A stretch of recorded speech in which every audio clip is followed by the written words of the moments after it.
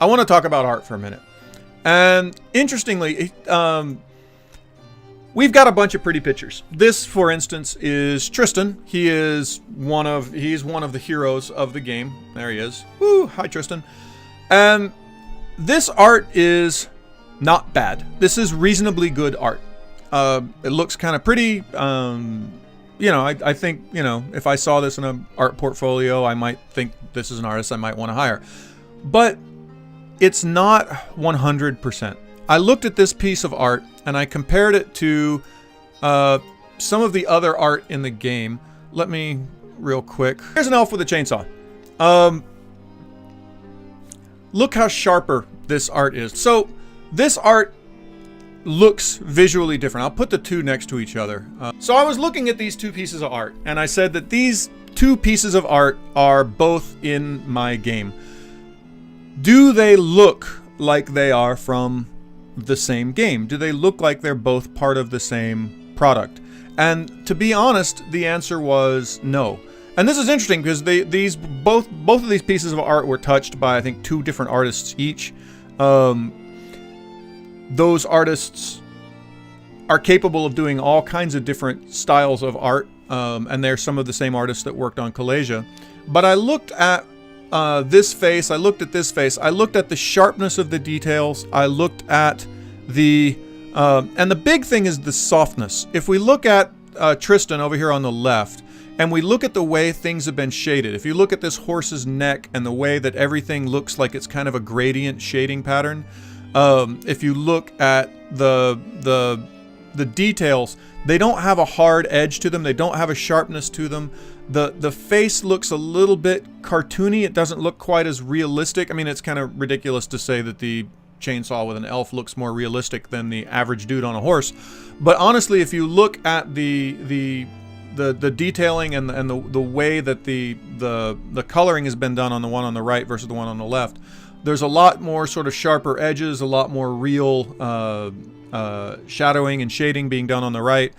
And so I looked at the two and I said, we need to go back and reinvestigate this art. And so actually I put my foot down earlier this week and I said, we can't have these two pieces of art in the game that look so aesthetically different from each other. We need to make sure that everything in the game starts to look like everything else in the game. And I pulled out Guy with a Chainsaw here, and I said, Guy with a Chainsaw here, he's our actual reference. I need more guys that I want to put any piece of art next to Guy with a Chainsaw and have that piece of art look like it comes from the same game. And so I've actually got the artist going. So that's one of the art tasks that we're doing right now. And it's the sort of thing that when you're putting together an art budget or a game budget, it's nobody schedules time for this. Nobody says this is the point where we're going to go back and we're going to touch up all of the art and make sure that it all looks the same. Nobody, because you assume that it wouldn't have been like this. But this is the reality of game development. Whether it's this art issue or whether it's something else, there's always going to be something that comes up that you didn't expect, that needs to go back and be redone. And the difference between, when you look at a game and you say, well, that game's really polished, wow, that game really looks good. One of the things that does make a polished game look really polished is this artistic coherence. And whether it was the portraits or the map or the whatever, it's the developer's willingness to stop and say, hey, this thing isn't what it needed to be. We need to go back and make it what it needs to be. And that's expensive. That's an expensive decision. I'll show you some more examples. Here's a great example. This guy right here. And I think we actually, hang on a minute, I think I've actually got an updated version of him. Let me go look real quick. It's not necessarily that this guy is bad art. He's good art. He's a good looking guy. I mean, I wouldn't say that art is bad art, but that art can't ship in the game looking like it is right now with the other pieces of art because it doesn't thematically match the rest of the art. Here we go. This is the revision. So now you can see on the left, this is what we said, hey, this guy looks pretty good, but he doesn't really look like he matches the game. Guy on the right look at the level of detailing that's being done in his face now. Look at the level of, look at the way the shading is being done. Look how hard these lines are. Now when I put him next to Elf with a Chainsaw guy, you're like, these actually look like they belong in the same universe, right? They have a different background and, they're different coloring, but that's because they're different units. But now we can say, these two characters are thematically from the same universe.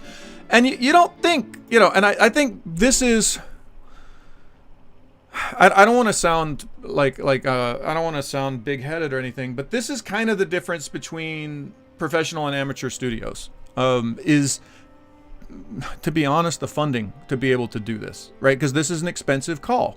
There's a lot of people who are, hobbyists, and they're making games in their garage, and they would look at this piece of art on the left and they would say, yeah, okay, it's done. It's good enough. Let's just go with that. And for a lot of people, that's a very reasonable decision. If you're a small indie studio and you've only got X amount of money, you know what?